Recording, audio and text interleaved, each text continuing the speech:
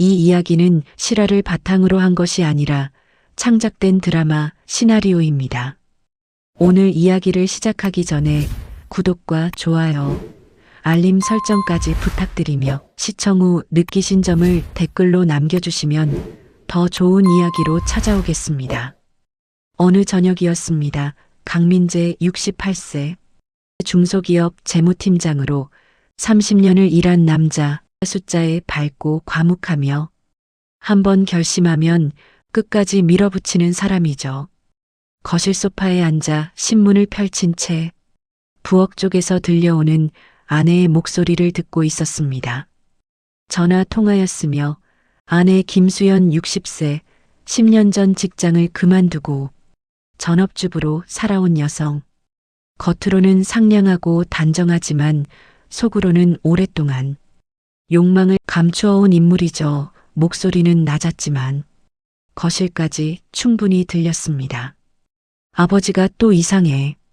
내가 어디를 가든 미행하는 것 같고 전화기를 들여다보려 하고 아무래도 의부중이 심해진 것 같아. 민재는 신문에서 눈을 들지 않았습니다. 그 목소리가 누구를 향한 것인지 어떤 의도로 꺼낸 말인지 이미 알고 있었기 때문이었으며 알면서도 모르는 척하는 것이 지금 민재가 선택한 방식이었습니다.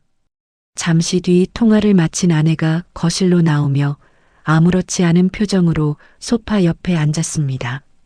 민재는 신문을 덮으며 누구와 통화했어? 라고 물었으며 아내는 딸이요 라고 짧게 답하고 텔레비전 리모컨을 집어들었습니다.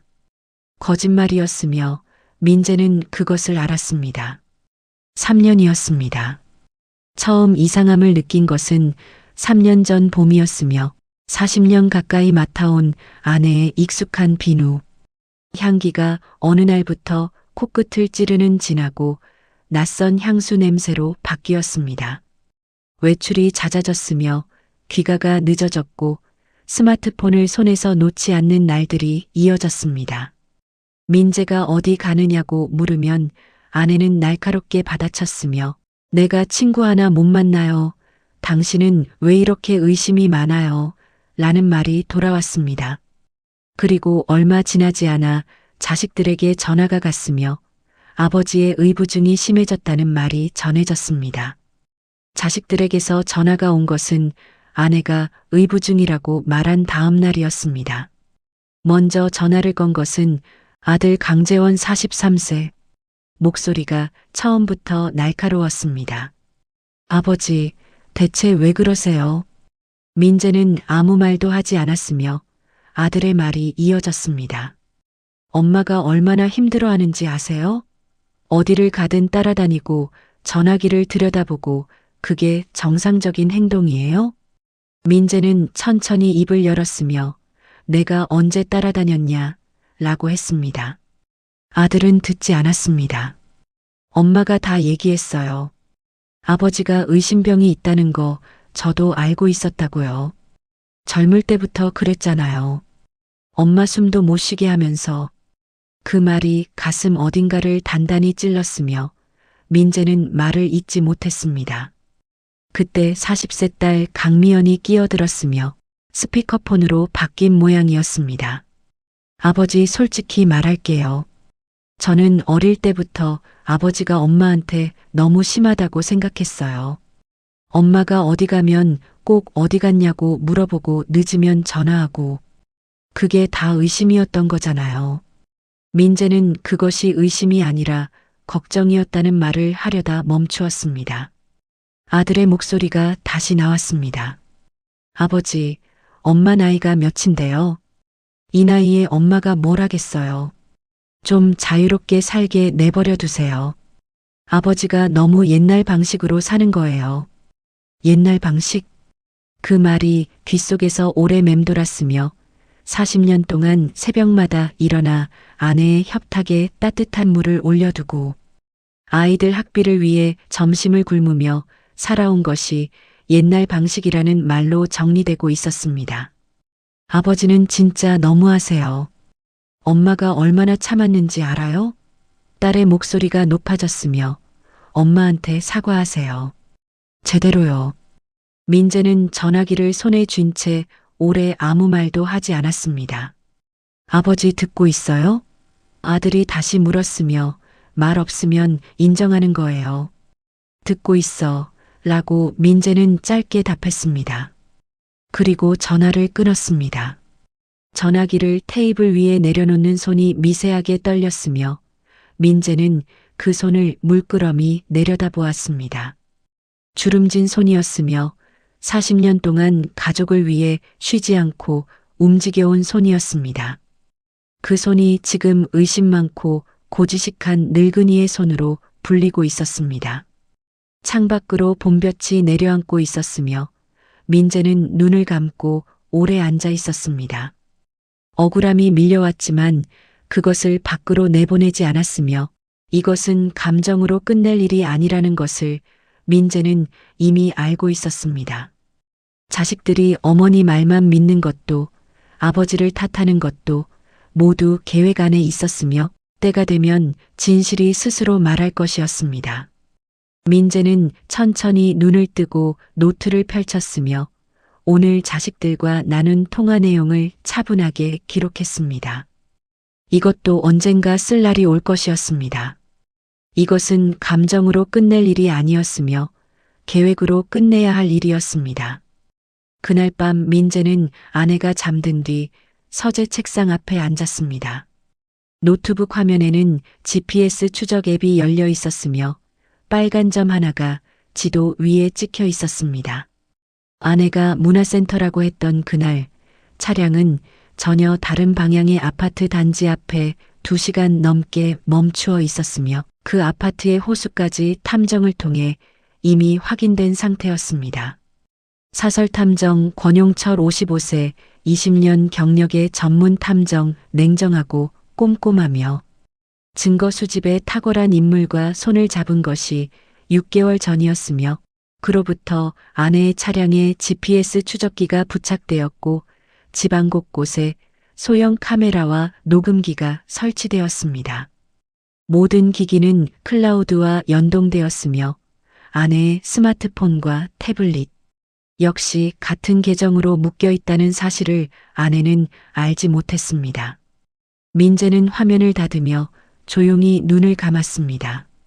보험 설계사라는 직함을 가진 그 남자의 이름은 오창현 55세. 유부남 재력 있는 유부녀만 골라 접근하는 치밀한 사기꾼. 남편의 사망보험까지 설계하는 위험한 인물이었으며 3년 전 아내가 다니던 문화센터에서 처음 접근했고 그 후로 두 사람의 관계는 끊기지 않았습니다. 단순한 불륜이 아니었으며 탐정이 확인한 바에 따르면 오창현은 이미 여러 지역에서 유사한 방식으로 유부녀에게 접근해온 전력이 있었습니다. 그리고 민재 명의의 사망보험이 이미 설계되어 있었으며 수익자는 아내 김수연이었습니다. 민재는 그 사실을 알게 된 순간 분노보다 차가운 것이 먼저 밀려왔으며 오래 굳어버린 것들이 이제 방향을 잡기 시작하는 느낌이었습니다. 거실 텔레비전 소리가 방문 너머로 흘러들었으며 아내는 아무것도 모른 채 저녁을 보내고 있었습니다. 민재는 눈을 떴고 서랍에서 노트 한 권을 꺼냈으며 펜을 들었습니다. 오늘부터였습니다. 별거를 제안한 것은 민재 쪽이었습니다. 어느 저녁 식탁에서 민재는 아무렇지 않은 표정으로 말을 꺼냈습니다. 당분간 별거하는 게 어떨까? 나도 좀 쉬고 싶고 당신도 편한 게 낫지 않겠어? 라고 했으며 그 말이 끝나기도 전에 아내의 표정이 달라졌습니다. 굳어있던 얼굴에 화색이 돌았으며 그래요. 그게 나을 것 같아요. 라는 말이 너무 빨리 나왔습니다. 민재는 고개를 끄덕이며 밥을 먹었으며 아내가 그 반응을 수습하려고 표정을 고쳐 잡는 것을 눈 속에 담아두었습니다. 짐을 챙기는 척하면서 민재는 집안 카메라와 녹음기의 작동 상태를 마지막으로 한 번 더 점검했으며 클라우드 연동이 정상적으로 이루어지고 있는지도 확인했습니다. 현관을 나서며 돌아보니 아내는 이미 스마트폰을 들고 거실 창가에 서 있었으며 입가에 미소가 번지는 것이 유리문 너머로 보였습니다. 민재는 차에 오르자마자 탐정 권용철에게 전화를 걸었습니다. 이제 시작입니다. 아내가 집을 자유롭게 쓸 겁니다. 모든 것을 기록해 주세요. 민재가 집을 나간 그날 밤부터였습니다. 오창현의 차량이 아파트 지하 주차장으로 들어오는 장면이 카메라에 잡혔으며 두 사람은 그날 이후 거의 매일 만났습니다. 낮에도 왔으며 저녁에도 왔고 때로는 밤늦게까지 불이 꺼지지 않는 날도 있었습니다. 민재가 30년 동안 아껴 마련한 아파트에서 민재의 가구와 민재의 그릇 위에서 두 사람은 마치 자신들의 집인 것처럼 드나들었습니다. 탐정 권용철은 매일 저녁 보고서를 보냈으며 민재는 그것을 읽으며 아무 감정도 내보이지 않았습니다. 분노를 소비하는 것은 지금 할 일이 아니었으며 기록하고 정리하고 준비하는 것이 지금 해야 할 일이었습니다. 그러는 사이 아내의 계좌에서 돈이 움직이기 시작했습니다. 민재가 30년 동안 모아온 퇴직금과 노후, 자금이 담긴 공동 계좌에서 아내 단독명의 계좌로 이체가 이루어졌으며 그 금액이 작지 않았습니다. 아내 명의 계좌에서 다시 한번 이체가 이루어졌으며 수신 계좌는 오창현의 명의였습니다. 민재는 그 흐름을 계좌 내역으로 하나씩 역추적했으며 30년 동안 숫자를 다뤄온 사람답게 한치의 오차도 없이 정리했습니다. 변호사 이상훈에게 자료를 넘겼으며 이 정도면 재산, 은닉과 횡령으로 충분히 입증됩니다. 라는 말이 돌아왔습니다. 그리고 한 가지가 더 있었습니다. 오창현이 민재 명의로 설계한 사망보험이었으며 가입 시기는 아내와의 관계가 시작된 지 6개월이 지난 시점이었습니다. 보험금은 10억 원이었으며 수익자는 김수연이었습니다. 변호사는 이것은 단순한 불륜이 아닙니다. 라고 했으며 살인모의 정황으로도 볼 수 있는 부분이 있습니다. 라는 말을 덧붙였습니다. 민재는 그 말을 들으며 잠시 눈을 감았고 오래 아무 말도 하지 않았습니다. 40년을 함께 살아온 사람이었으며 그 사람이 자신의 죽음을 설계에 넣었다는 사실이 분노보다 깊은 무언가를 건드렸습니다. 하지만 흐트러지지 않았으며 그것을 느끼는 것과 그것에 휩쓸리는 것은 다른 일이었습니다. 민재는 그날 밤 혼자 지내는 작은 원룸에 앉아 노트를 펼쳤습니다. 지금까지 확보된 것들을 하나씩 적어 내려갔으며 GPS 이동 경로 3년치, 카메라 영상, 녹음 파일, 계좌 이체 내역, 사망보험 서류가 목록을 채웠습니다.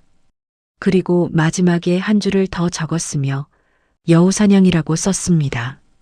오창현과 아내가 움직이게 하려면 탐욕을 자극해야 했으며 탐욕을 자극하는 가장 좋은 방법은 존재하지 않는 것을 존재하는 것처럼 보이게 하는 것이었습니다. 민재는 펜을 내려놓으며 자식들에게 보낼 문자 내용을 머릿속으로 정리했습니다. 원룸 창밖으로 늦은 밤 도시의 불빛이 흔들렸으며 민재는 노트를 덮고 조용히 눈을 감았습니다. 준비는 거의 끝나가고 있었습니다. 별거가 시작된 지 보름이 지난 어느 오후였습니다. 민재는 작은 원룸 책상 앞에 앉아 자식들에게 보낼 문자를 오래 들여다보았으며 마침내 전송 버튼을 눌렀습니다. 문자를 보내고 나서 민재는 자리에서 일어나 창가로 걸어갔습니다. 탐정 권용철에게 전화를 걸었으며 문자 보냈습니다. 이제 기다리면 됩니다. 라고 했습니다. 권용철은 알겠습니다. 모든 통화와 문자를 실시간으로 모니터링하겠습니다. 라고 했습니다. 민재는 전화를 끊고 커피 한 잔을 끓였으며 창밖으로 아파트 단지 풍경을 바라보았습니다. 자식들이 그 말을 어머니에게 전할 것이라는 것을 처음부터 알고 있었으며 엄마한테 말하지 말라는 말일수록 더 빨리 전해지는 법이었습니다. 예상은 정확했습니다. 문자를 보낸 지 2시간도 되지 않아 탐정 권용철로부터 연락이 왔습니다. 아드님이 어머님께 전화했습니다. 녹음 들으시겠습니까? 민재는 알겠다고 했으며 잠시 뒤 파일이 전송되었습니다. 엄마, 아버지가 몰래 숨겨둔 재산이 있대. 우리한테 먼저 챙겨주겠다는데 엄마한테는 말하지 말라고 했어. 그냥 알고 있으라고. 아들의 목소리였으며 전화기 너머로 아내가 잠시 침묵하는 소리가 들렸습니다. 얼마나 된다고 하던 아내의 목소리였습니다. 그건 아직 모르겠는데 서류 준비한다고 했어. 또 잠시 침묵이 흘렀으며 알겠다. 아버지한테 아무것도 티내지 마 라는 아내의 말이 이어졌습니다. 녹음이 끝났으며 민재는 파일을 닫았습니다. 그날 저녁부터였습니다. 탐정 권용철의 보고에 따르면 아내가 오창현에게 전화를 걸었으며 두 사람의 통화가 1시간 넘게 이어졌습니다. 통화 내용이 녹음되었으며 민재는 그 파일을 재생했습니다. 오창현의 목소리가 먼저 나왔습니다. 얼마나 된다고 하던? 모르겠어. 근데 서류까지 얘기하는 걸 보면 적은 돈은 아닌 것 같아. 아내의 목소리였으며 오창현이 낮게 웃는 소리가 들렸습니다. 잘 됐네. 타이밍이 딱 맞아. 우리가 움직이기 전에 그것부터 확인해. 어떻게? 당신이 아이들한테 물어봐. 서류가 뭔지, 계좌가 어딘지 다 알아낼 수 있잖아. 아내가 잠시 머뭇거리는 소리가 들렸으며 그래도 돼? 지금 그게 문제야? 우리 계획 생각해봐. 그것까지 챙기면 훨씬 여유로워지잖아. 민재는 재생을 멈추었습니다. 오창현의 목소리가 차갑고 계산적이었으며 아내를 사랑하는 남자의 목소리가 아니라 거래를 조율하는 사람의 목소리였습니다. 민재는 파일을 저장하고 변호사 이상훈에게 전달했으며 이제 이것까지 더해졌습니다. 라는 메시지를 함께 보냈습니다. 변호사 이상훈으로부터 답장이 왔습니다. 완벽합니다. 이 녹음과 계좌 흐름을 합치면 재산 편취 공모 혐의가 명확하게 성립됩니다. 그리고 사망보험건은 별도로 수사기관에 접수해 두겠습니다. 민재는 알겠다고 짧게 답했으며 스마트폰을 내려놓고 창밖을 바라보았습니다. 탐욕은 예상대로 움직이고 있었으며 오창현과 아내는 존재하지도 않는 비자금을 향해 스스로 걸어 들어오고 있었습니다. 덫은 완성되었으며 이제 남은 것은 두 사람이 충분히 깊이 들어오는 것을 기다리는 일이었습니다. 민재는 노트를 펼쳤으며 오늘 확보된 자료 목록을 차분하게 기록했습니다. GPS 이동 경로 3년치, 카메라 영상, 계좌 이체 내역, 사망보험 서류, 그리고 오늘의 녹음 파일이 목록을 채웠으며 파일은 두꺼워지고 있었습니다. 원룸 창밖으로 저녁빛이 내려앉고 있었으며 민재는 펜을 내려놓고 조용히 앉아 있었습니다. 서두르지 않아도 되었으며 모든 것은 준비된 결과여야 했습니다. 별거가 시작된 지 한 달이 넘어가던 토요일 아침이었습니다. 민재는 자식들에게 문자를 보냈으며 오늘 시간 되면 아버지 따라 나와라. 선산 땅 보상 관련해서 직접 보여주고 싶은 게 있다. 라는 내용이었습니다. 아들 강재원과 딸 강미연 모두 오겠다고 했으며 오전 10시에 민재의 원룸 앞에서 만났습니다. 자식들은 어색한 표정이었으며 아버지와 단둘이 시간을 보내는 것이 언제부터인가 낯설어진 얼굴들이었습니다. 민재는 아무렇지 않게 차에 올랐으며 어서 타라고 했습니다. 경기도 외곽으로 향하는 1시간 남짓한 시간 동안 차 안에는 드문드문 대화가 이어졌습니다. 어떻게 지내? 라고 민재가 물었으며 그냥 바쁘게 지내요. 라는 아들의 짧은 대답이 돌아왔습니다. 딸이 끼어들었으며 아버지는 원룸 생활 괜찮아요. 라고 물었습니다. 민재는 괜찮아 라고 짧게 답했으며 잠시 침묵이 흘렀습니다. 아들이 조심스럽게 말을 꺼냈으며 아버지 엄마는 요즘 어떻게 지내는지 봤어요. 라고 했습니다. 민재는 핸들에서 눈을 떼지 않은 채 글쎄 라고 했으며 너희가 더 잘 알겠지 라는 말이 뒤를 따랐습니다. 딸이 조심스럽게 말을 이었습니다. 엄마가 요즘 문화센터 빠지지 않고 나가고 있대요. 친구들도 많이 사귀고 별거 하고 나서 오히려 생기 있어 보인다고 주변에서 그러더라고요. 민재는 그렇구나 라고 했으며 더 묻지 않았습니다. 그 말이 어떤 의미인지 이미 알고 있었으며 아내가 문화센터라고 부르는 그곳이 어디인지도 알고 있었습니다. 차창 밖으로 봄 들판이 펼쳐졌으며 민재는 조용히 앞만 바라보며 운전했습니다. 선산이 있는 마을에 도착했으며 민재는 자식들을 이끌고 땅을 둘러보았습니다. 개발 구역으로 지정된 넓은 부지였으며 오래된 소나무들이 경계를 따라 줄지어 서 있었습니다. 올해 안으로 보상금 지급한다는구나 라고 민재가 말했으며 나중에 어떻게 할지 너희도 알고 있어야 할 것 같아서 데려왔다 라는 말이 이어졌습니다. 아들이 얼마나 돼요? 라고 물었으며 민재는 땅을 바라보며 아무렇지 않게 대답했습니다. 대충 계산해 보니 20억 정도는 되는 것 같던데. 차 안이 아니라 들판 위였지만 그 순간 공기가 순간 조용해지는 것 같았으며 자식들은 서로 눈빛을 주고받았습니다. 아들의 눈동자가 미세하게 움직였으며 딸도 시선을 먼 들판으로 돌렸다가 다시 민재를 바라보았습니다. 두 사람의 머릿속에서 무언가가 빠르게 돌아가기 시작했으며 민재는 그것을 눈 속에 조용히 담아두었습니다. 그것으로 충분했으며 미끼는 완벽하게 물렸습니다. 돌아오는 길이었습니다. 고속도로에 들어선 지 20분쯤 지났을 무렵 민재가 갑자기 차 속도를 줄이기 시작했습니다. 아버지 왜요? 라는 아들의 말이 나왔으며 민재는 잠깐 이라고만 했습니다. 차가 갓길에 천천히 멈추었으며 민재는 핸들 위에 이마를 대듯 고개를 숙였습니다. 아버지, 딸이 앞차석 쪽으로 몸을 기울였으며 왜 그래요? 라고 했습니다.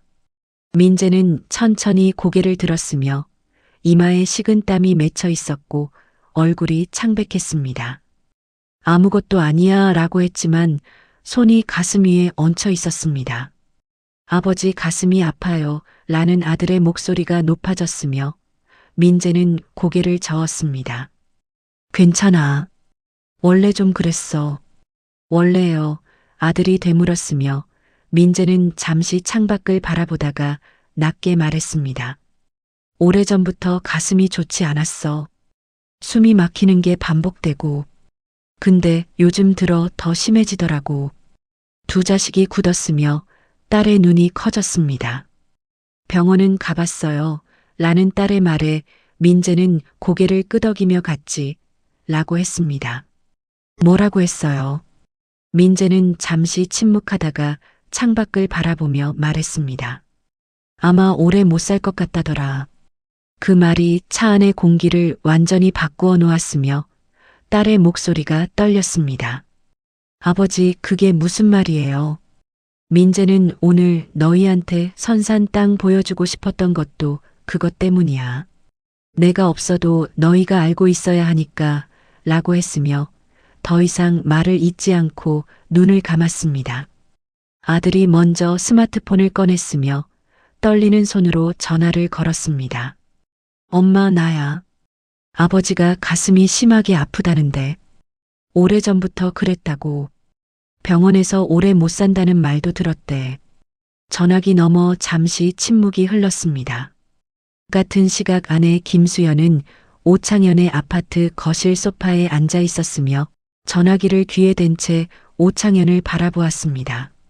아내의 입가에 아주 미세한 미소가 번졌으며 오창현과 눈빛이 마주쳤습니다. 알겠어. 나중에 얘기하자 라고 했으며 전화를 끊었습니다. 오창현이 무슨 얘기야 라고 물었으며 아내는 천천히 스마트폰을 내려놓으며 말했습니다. 그 사람 심장이 안 좋대. 오래 못 산다나? 오창현은 잠시 생각하는 표정을 짓더니 낮게 말했습니다. 잘 됐네. 어떻게 하면 심장마비로 자연스럽게 갈 수 있는지 한번 알아봐야겠는데. 아내는 그 말을 들으며 고개를 끄덕였으며 그러게요. 고생시키지 말고 일찍 죽기나 했으면 좋겠어. 라는 말이 아무렇지 않게 입 밖으로 나왔습니다. 두 사람의 대화는 계속 이어졌으며 보험금 수령 시기와 방법에 대한 이야기로 넘어갔습니다. 그 모든 대화가 아내 스마트폰과 연동된 클라우드를 통해 탐정 권용철의 손에 실시간으로 들어가고 있었으며 아내도 오창현도 그 사실을 꿈에도 알지 못했습니다. 차 안에서 민재는 눈을 감은 채 가만히 앉아 있었습니다. 자식들이 어머니와 통화를 마치고 걱정스러운 눈빛으로 아버지를 바라보는 동안 민재는 속으로 조용히 생각했습니다. 덧 안으로 두 사람이 완전히 걸어 들어오고 있었으며 이제 남은 것은 때를 기다리는 일뿐이었습니다. 민재는 천천히 눈을 뜨며 자식들을 바라보았습니다. 괜찮아졌어. 가자라고 했으며 다시 시동을 걸었습니다. 고속도로 위로 차가 천천히 달리기 시작했으며 봄 햇살이 차창을 가득 채웠습니다. 선산을 다녀온 지 사흘이 지난 저녁이었습니다. 아내에게서 전화가 왔으며 할 얘기가 있어요. 한번 올 수 있어요. 라는 말이었습니다. 목소리는 평온한 척했지만 그 안에 무언가가 단단하게 들어차 있다는 것을 민재는 느꼈으며 알겠어. 라고 짧게 답하고 전화를 끊었습니다. 탐정 권용철에게 문자를 보냈으며 오늘 아내가 불렀습니다. 모든 것을 실시간으로 기록해 주세요. 라고 했습니다. 가방을 들었으며 그 안에는 3년치 기록이 담긴 두꺼운 파일이 들어 있었습니다. 오늘 꺼낼지 아닐지는 아직 정하지 않았으며 상황을 보고 결정할 것이었습니다. 아파트에 들어서자 아내는 거실 소파에 앉아 있었으며 처음부터 표정이 달랐습니다. 차를 권하지 않았으며 앉으라는 말도 없었습니다. 선산 땅 얘기 들었어요. 라는 말이 먼저 나왔으며 목소리에 날이 서 있었습니다. 민재는 소파에 앉으며 누구한테 들었어? 라고 짧게 물었습니다. 아내는 아랑곳 없이 말을 이었습니다. 왜 나한테는 얘기 안 하고 애들한테만 준다고 했어요? 그러니 당신하고 정남이 떨어져 살 수 있겠어요? 내 목도 챙겨줘요.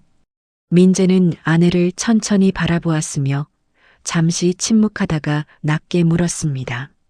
내 건강에는 아무런 걱정도 없어? 아내는 망설이지 않았습니다. 그래요, 맞아요. 나한테는 그게 우선이에요.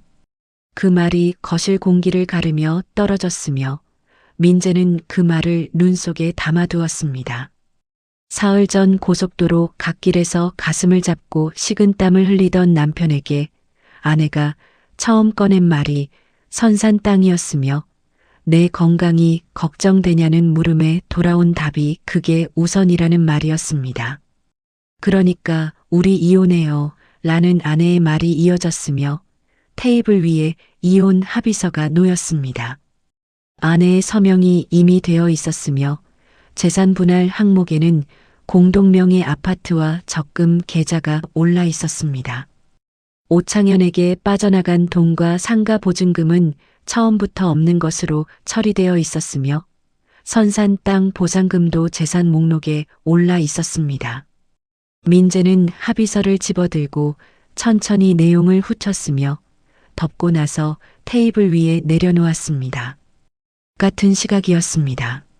아내가 민재에게 전화하기 직전 오창현의 아파트에서 두 사람이 나누던 대화가 클라우드를 통해 탐정 권용철의 손에 들어오고 있었습니다.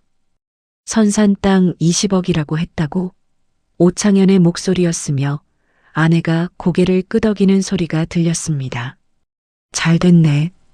이혼하면 재산 반은 당신 거잖아. 선산 땅도 포함되는 거 아니야.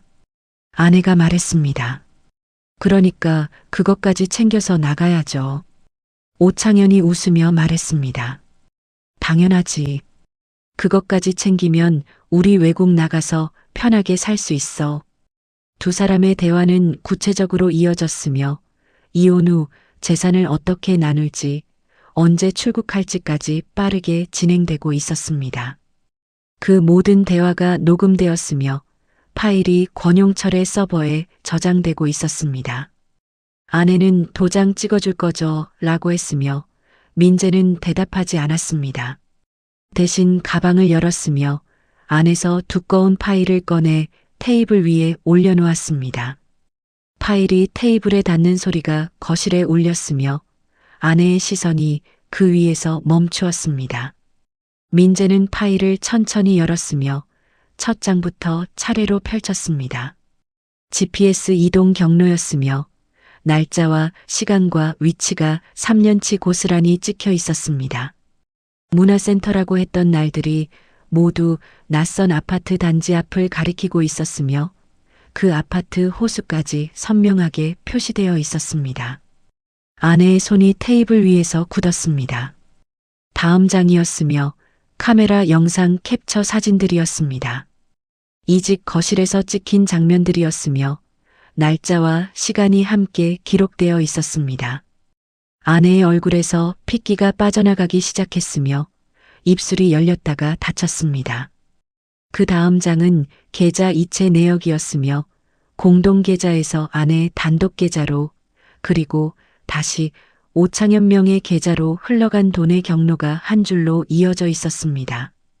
그리고 마지막 장이 펼쳐졌습니다. 오창현이 설계한 사망보험 서류였으며 피보험자 강민재, 수익자 김수현, 보험금 10억 원이라는 숫자가 아내의 눈앞에 놓였습니다. 그 아래에는 녹음 파일 재생 목록이 출력된 종이가 한 장 더 있었습니다. 어떻게 하면 심장마비로 자연스럽게 갈 수 있는지 알아봐야겠는데 고생시키지 말고 일찍 죽기나 했으면 좋겠어. 두 문장이 활자로 박혀 있었으며 아내는 그 종이를 보는 순간 몸이 굳어버렸습니다. 민재는 파일을 덮었으며 선체로 아내를 내려다보았습니다. 30년 동안 숫자를 다뤘어요. 라고 했으며 당신 거짓말도 숫자로 다 보여요. 라는 말이 낮고 차갑게 이어졌습니다. 그리고 잠시 침묵하다가 마지막으로 말했습니다. 내 건강에는 아무런 걱정도 없다고 했죠. 걱정 안 해도 됩니다. 멀쩡하니까. 아내의 얼굴이 완전히 굳어버렸으며 두 손이 무릎 위에서 떨리고 있었습니다. 이혼 합의서 말이죠. 라고 민재가 말했으며 도장은 내가 원할 때 찍을 겁니다. 당신 방식대로는 안 돼요. 라는 말이 뒤를 따랐습니다. 민재는 파일을 가방에 넣고 현관을 향해 걸었으며 아내가 뒤에서 잠깐만요. 라는 말을 꺼냈지만 멈추지 않았습니다. 두고 봐요. 누가 먼저인지 라는 말을 남기고 현관문을 열었으며 문이 닫히는 소리가 아파트 복도를 길게 울렸습니다. 거실에 혼자 남겨진 아내는 테이블 위의 서류들을 바라보다가 떨리는 손으로 오창현에게 전화를 걸었습니다. 다 들켰어. 그 사람이 다 알고 있었어. 전화기 너머에서 잠시 침묵이 흘렀으며 오창현의 목소리가 낮게 나왔습니다. 얼마나 알고 있는 것 같아. 아내는 GPS랑 카메라랑 계좌까지 3년치 다 있었어. 라고 했으며 또 침묵이 흘렀습니다. 우리 움직여야 해. 지금 당장 이라는 오창현의 말이 나왔으며 같은 시각 탐정 권용철로부터 민재에게 문자가 도착했습니다. 두 사람 움직이려 합니다. 준비하겠습니다. 민재는 문자를 읽고 휴대폰을 주머니에 넣었으며 엘리베이터 문이 열리자 안으로 들어섰습니다. 때가 왔습니다. 그날 밤부터였습니다. 탐정 권용철의 보고가 빠르게 들어오기 시작했으며 오창현이 움직이고 있다는 내용이었습니다.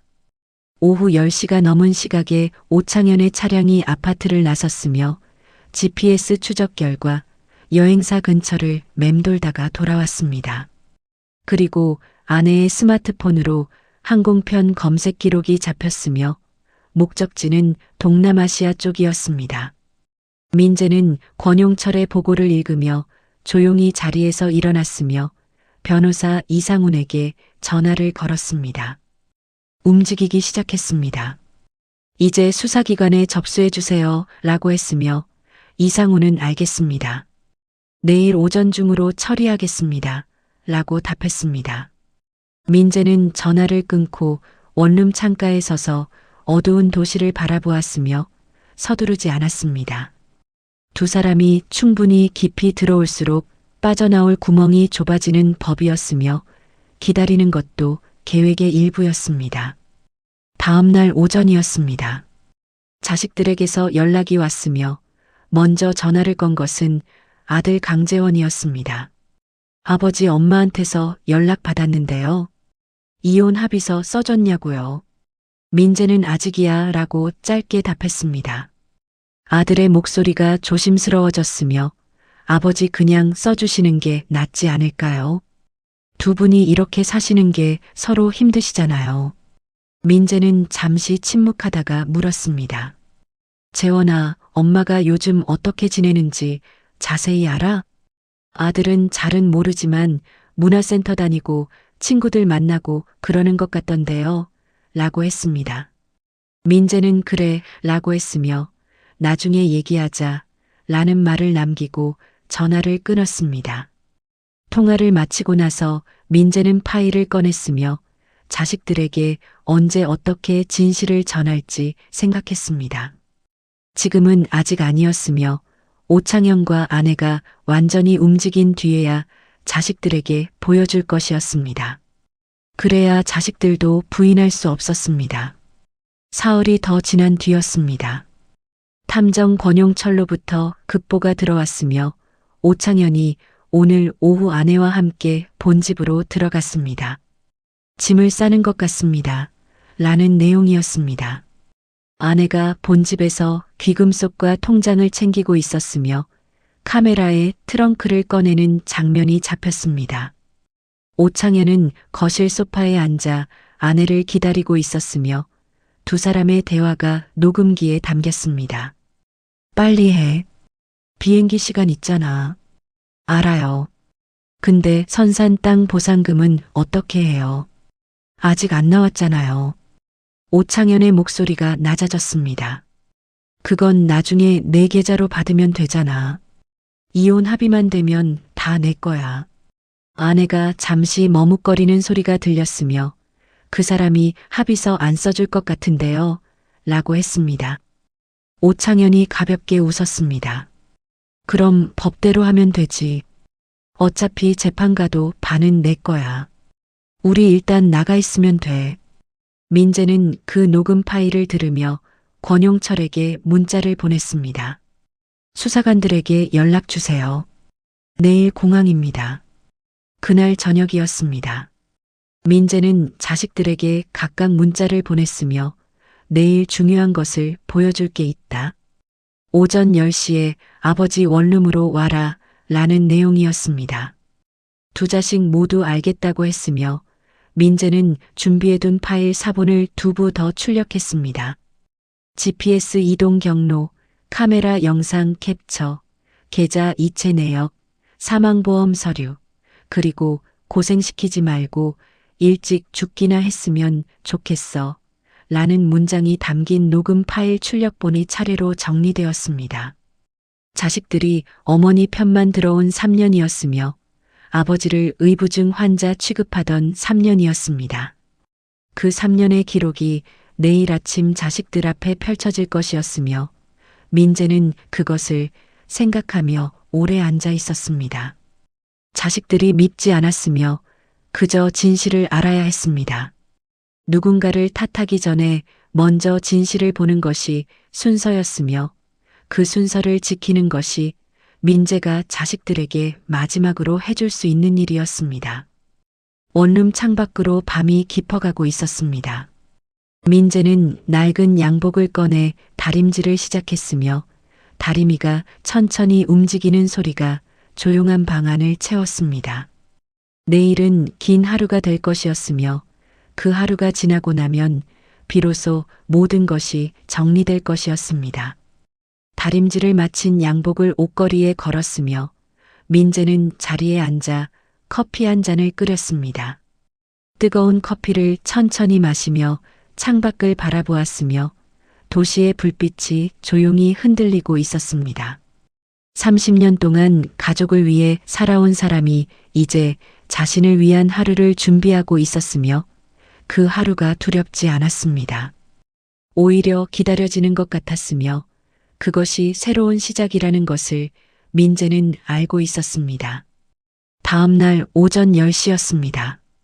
아들 강재원과 딸 강미연이 나란히 원룸문을 열고 들어왔으며 두 사람 모두 어색한 표정이었습니다.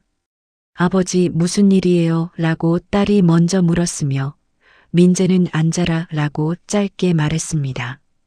좁은 원룸 테이블 위에 파일 2부가 놓여 있었으며 자식들은 그것을 바라보다가 민재를 바라보았습니다.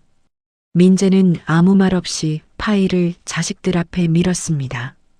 아들이 먼저 파일을 열었으며 첫 장을 보는 순간 손이 멈추었습니다.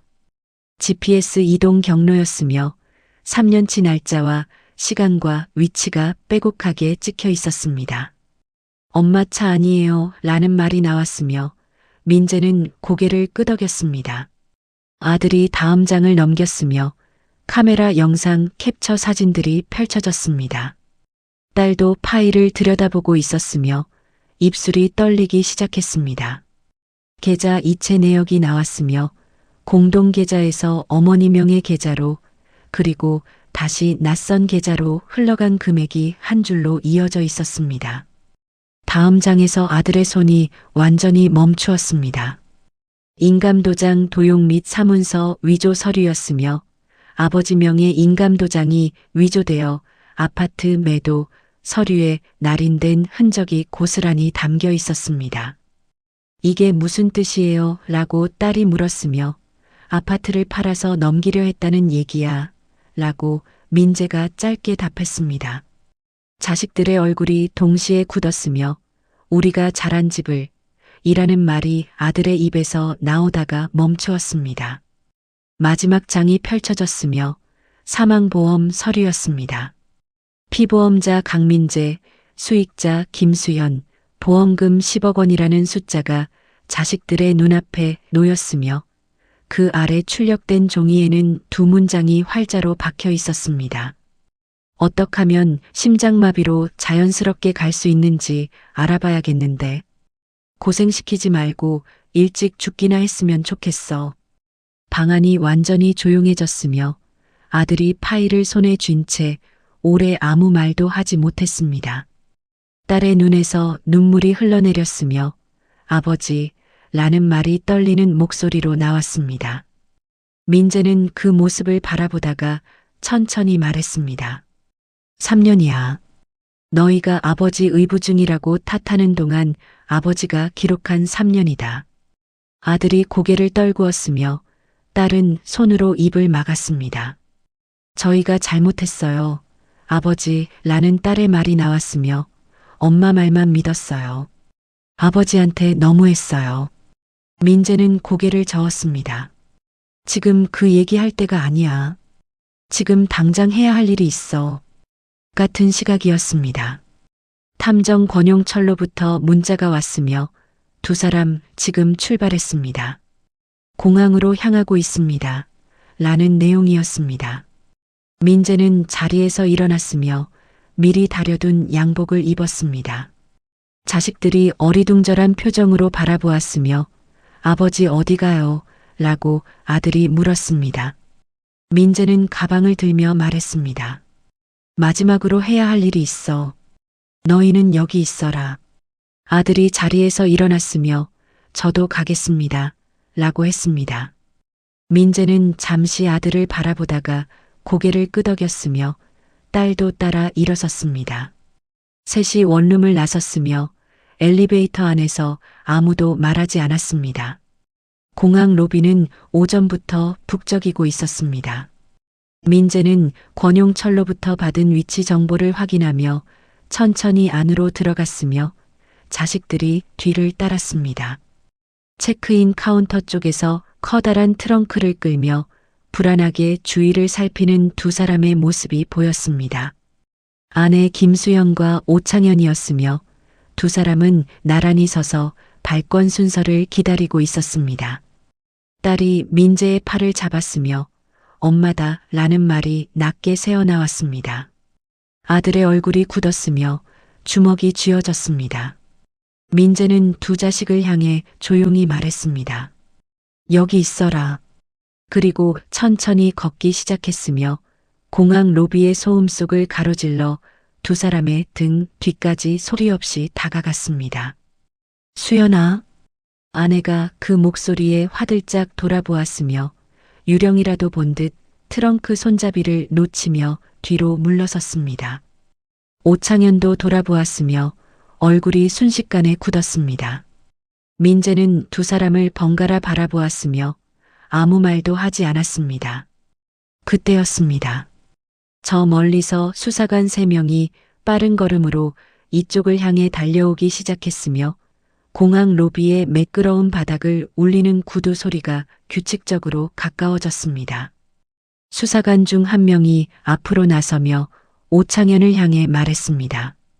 오창현 씨, 타인 인감도장 도용 및 사문서 위조, 다수 피해자 대상 상습 사기 및 현금 편취, 그리고 피해자 배우자와 공모한 공동재산 횡령 혐의로 동행해 주셔야겠습니다. 오창현의 얼굴이 바람 빠진 풍선처럼 무너졌으며 잠깐만요. 이건 오해예요. 라는 말이 나왔지만 이미 팔이 붙잡히고 있었습니다. 아내는 오창현의 팔을 잡으며 이게 무슨 일이에요? 라고 했으며 목소리가 떨렸습니다. 오창현은 아내의 손을 거칠게 뿌리쳤습니다. 다정하던 눈빛이 사라지고 차가운 눈이 아내를 스쳐 지나갔습니다. 나 몰라요. 이 여자가 먼저 제안한 거예요. 전 그냥 따라간 겁니다.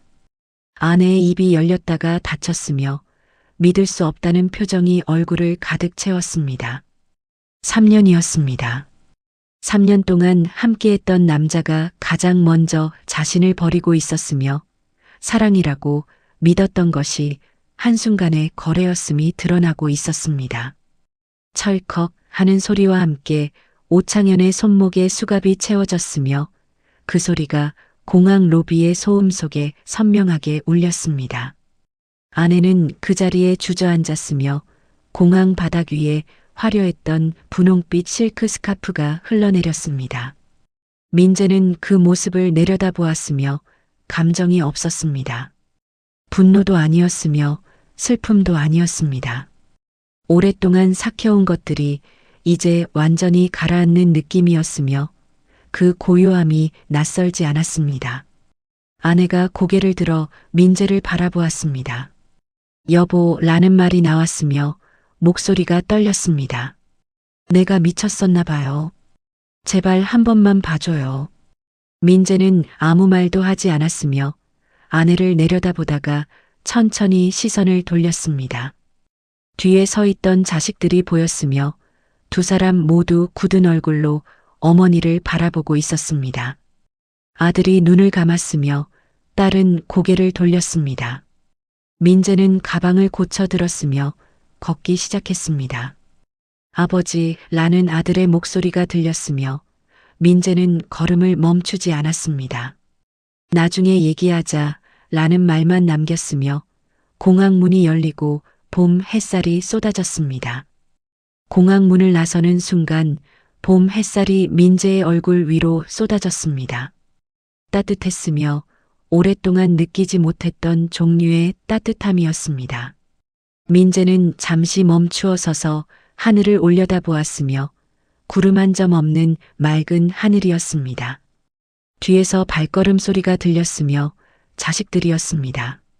아버지라고 아들이 불렀으며 민재는 천천히 돌아보았습니다. 두 자식의 눈이 붉어져 있었으며 아들이 먼저 입을 열었습니다. 죄송해요, 아버지. 저희가 정말 몰랐어요. 딸도 고개를 숙였으며 아버지 말 한번 제대로 들어보지 않고 엄마 편만 들었어요. 의부중이라고 탓하고 정말 잘못했어요. 라는 말이 떨리는 목소리로 나왔습니다. 민재는 두 자식을 번갈아 바라보았으며 오래 아무 말도 하지 않았습니다. 3년이었습니다. 아버지를 의부중 환자로 몰았던 3년, 어머니 말만 믿고 아버지에게 차갑게 굴었던 3년이었으며 그 시간이 지금 이 자리에서 후회로 돌아오고 있었습니다. 민재는 고개를 끄덕였으며 천천히 말했습니다. 알아. 너희가 나쁜 게 아니야. 엄마를 믿은 거잖아. 아들의 눈에서 눈물이 흘러내렸으며 그래도 저희가 아버지 얘기를 먼저 들어봤어야 했는데 라는 말이 나왔습니다. 민재는 그 어깨를 잠시 두드렸으며 이제 됐어 라고 짧게 말했습니다. 그때였습니다. 공항 안에서 아내의 목소리가 들렸으며 민재 라는 이름을 부르는 소리였습니다. 돌아보니 아내가 수사관의 옆에서 민재를 향해 걸어오고 있었으며 수사관이 잠깐만요 라고 했지만 아내는 멈추지 않았습니다. 여보, 제발요 라는 말이 나왔으며 아내의 눈이 붉게 부어 있었습니다. 내가 정말 잘못했어요. 그 사람한테 속은 거예요. 처음부터 사랑이 아니었던 거 이제 알아요. 민재는 아무 말도 하지 않았으며 아내를 바라보았습니다. 우리 다시 시작할 수 없어요? 내가 다 바꿀게요. 어디든 따라갈게요. 제주도도 좋아요. 어디든 당신 옆에 있을게요. 아내의 목소리가 높아졌으며 주변 사람들의 시선이 모여들기 시작했습니다. 자식들이 굳은 표정으로 서 있었으며 딸은 고개를 돌렸습니다. 민재는 잠시 아내를 바라보다가 낮고 조용하게 말했습니다. 내 건강에는 아무런 걱정도 없다고 했지요. 아내의 표정이 굳었으며 민재는 계속했습니다. 고생시키지 말고 일찍 죽기나 했으면 좋겠다고 했지요. 그 말 기억해요? 아내는 아무 말도 하지 못했으며 눈물이 흘러내렸습니다. 민재는 아내의 눈을 오래 바라보다가 천천히 시선을 거두었습니다. 그리고 마지막으로 말했습니다. 40년 동안 당신 협탁에 따뜻한 물 한 잔 올려두며 살았어요. 그 손이 현금 인출기 손이었다면서요. 이제 그 손으로 나 자신을 위한 물을 끓일 겁니다. 당신 몫은 없어요. 아내의 몸이 흔들렸으며 두 무릎이 꺾이듯 바닥에 주저앉았습니다. 여보라는 말이 나왔지만 민재는 이미 돌아서고 있었습니다. 자식들이 민재 곁으로 다가왔으며 아버지 손을 잡으려 했습니다. 민재는 부드럽게 그 손을 밀었으며 괜찮아. 너희는 엄마 옆에 있어라 라고 했습니다. 아버지는요? 라고 딸이 물었습니다. 민재는 걸으며 대답했습니다. 아버지는 이제 아버지 인생 살 거야. 공항 문이 열렸으며 봄바람이 민재의 얼굴을 스쳤습니다. 그날 오후 민재는 제주행 비행기에 올랐습니다. 창가 자리에 앉아 벨트를 메었으며 이륙하는 기체의 진동이 온몸에 전해졌습니다. 창밖으로 도시가 점점 작아지는 것을 바라보았으며 30년 동안 새벽마다 출근하던 그 도시가 구름 아래로 사라지는 것을 민재는 눈을 감지 않고 바라보았습니다. 작아질수록 오히려 마음이 가벼워지는 느낌이었으며 그 느낌이 낯설지 않았습니다. 제주도 공항에 내리자 바닷바람이 먼저 맞이했으며 민재는 잠시 멈추어 서서 그 바람을 깊이 들이마셨습니다. 다음 날 아침이었습니다. 바닷가 근처 작은 카페였으며 창밖으로 봄 바다가 그림처럼 펼쳐져 있었습니다. 민재는 창가 자리에 앉아 커피를 기다리고 있었으며 카페 안은 조용했습니다. 카페 여사장 박미란 62세. 10년 전 남편의 배신으로 혼자 제주도로 내려온 여성 조용하고 따뜻하며 같은 아픔을 가진 인물이 커피를 가져다 주었으며 처음 오셨어요. 라고 물었습니다. 민재는 네 라고 짧게 답했으며 미라는 자리를 떠나려다 멈추었습니다. 혼자 오셨어요. 라는 말이 나왔으며 그 목소리에 판단이 없었습니다. 민재는 네 라고 했으며 잠시 생각하다가 덧붙였습니다. 이제부터 혼자 살 것 같아서요. 미라는 고개를 끄덕였으며 그 눈빛이 민재의 말을 이해한다는 것을 알 수 있었습니다. 저도 그랬어요. 라는 말이 나왔으며 처음엔 무서웠는데 이젠 괜찮아요. 라는 말이 뒤를 따랐습니다. 두 사람은 한동안 말없이 바다를 바라보았으며 파도 소리가 카페 안을 조용히 채웠습니다. 같은 아픔을 가진 사람만이 알 수 있는 침묵이었으며 그 침묵이 어색하지 않았습니다. 민재는 커피를 한 모금 마셨으며 따뜻했습니다. 누군가를 위해서가 아닌 자신을 위한 커피였으며 그 온기가 손바닥을 통해 가슴 안으로 전해졌습니다. 봄이 깊어가고 있었습니다. 제주도 바닷가 숙소의 창밖으로 파도가 천천히 밀려왔다가 사라졌으며 민재는 이른 아침 눈을 떠 그 소리를 들었습니다. 새벽 5시였습니다. 30년 동안 몸에 새겨진 습관이었으며 눈이 떠지는 것을 막을 수는 없었습니다.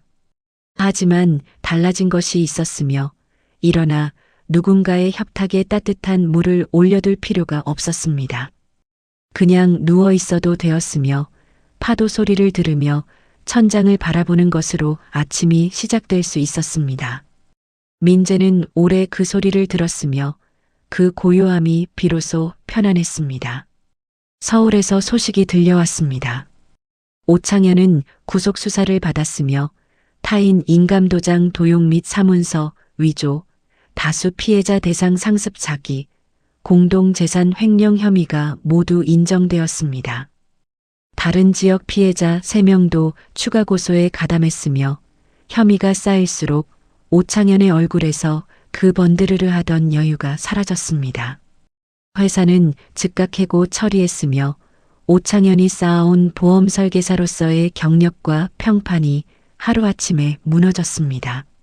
아내 김수연은 공동재산 횡령 공모 혐의로 재판에 넘겨졌으며 민재가 차곡차곡 모아둔 3년치 증거 자료들이 법정에서 하나씩 공개되었습니다. 변호사 이상훈을 통해 미리 걸어둔 가압류 덕분에 공동명의 아파트와 상가 보증금은 안전하게 보전되었으며 아내가 오창현 계좌로 이체했던 금액도 법적 절차를 통해 회수 절차가 시작되었습니다. 아내에게 남은 것은 사랑도 돈도 화려한 명품 향수 냄새도 아니었으며 자신이 저지른 잘못에 대한 법적 심판뿐이었습니다. 자식들에게서 연락이 왔습니다. 아들이 먼저 문자를 보냈으며 아버지 어떻게 지내세요? 저희가 찾아가도 되나요?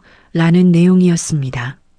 민재는 그 문자를 오래 바라보다가 답장을 보내지 않았습니다. 딸에게서도 문자가 왔으며 아버지 정말 죄송해요. 아버지 말 한번 믿어드리지 못해서요. 얼굴 한 번만 봐요. 라는 말이었습니다. 민재는 그 문자도 오래 바라보았으며 닫았습니다. 밉지 않았으며 원망도 없었습니다. 다만 아직은 때가 아니라는 생각이 들었으며 자신이 완전히 정리될 때까지는 혼자이고 싶었습니다. 지금 민재에게 필요한 것은 누군가의 위로가 아니었으며 오랫동안 잊고 살았던 자기 자신을 다시 만나는 시간이었습니다. 박미란의 카페는 이제 민재의 아침이 시작되는 곳이 되었습니다. 매일 오전 10시면 그 창가 자리에 앉았으며 미란이 아무 말 없이 커피를 가져다 주었습니다. 처음엔 그냥 커피만 마시고 나왔으며 며칠이 지나자 짧은 대화가 이어졌습니다. 오늘 날씨 좋네요. 라는 말로 시작되었으며 바다가 저렇게 잔잔한 날은 오래간만이에요. 라는 말이 돌아왔습니다. 그 다음 날은 조금 더 길었으며 제주도는 언제 오셨어요? 라는 민재의 물음에 10년 됐어요. 라는 미란의 짧은 대답이 나왔습니다. 혼자요? 라고 민재가 물었으며 미란은 고개를 끄덕이며 그랬어요. 라고 했습니다. 두 사람은 더 묻지 않았으며 더 답하지 않았습니다. 같은 아픔을 가진 사람끼리는 굳이 설명하지 않아도 알 수 있는 것들이 있었으며 그 침묵이 어떤 말보다 따뜻했습니다. 어느 날 미란이 커피를 내려놓으며 처음으로 먼저 자리에 앉았습니다. 저도 남편한테 배신당했어요. 라는 말이 나왔으며 많이 힘드셨겠네요. 라는 민재의 말이 뒤를 따랐습니다. 미란은 고개를 끄덕였으며 처음엔 여기서 버텼는데 어느 날부터는 여기가 좋아졌어요. 라고 했습니다. 민재는 그 말을 들으며 바다를 바라보았으며 그렇겠네요. 라고 했습니다. 두 사람은 한동안 나란히 바다를 바라보았으며 파도가 밀려왔다가 사라지기를 반복했습니다. 이것이 사랑인지 위로인지 민재는 이름을 붙이지 않았으며 붙일 필요도 없었습니다.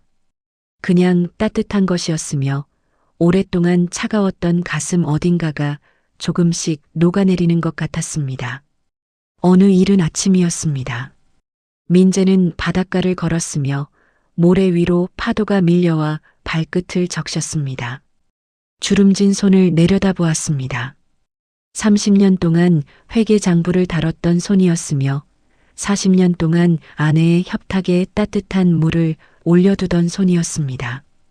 그 손이 이제는 자신을 위한 커피를 끓이고 바닷가를 걸었으며 그것으로 충분했습니다. 사랑이라는 이름으로 시작된 40년이었습니다.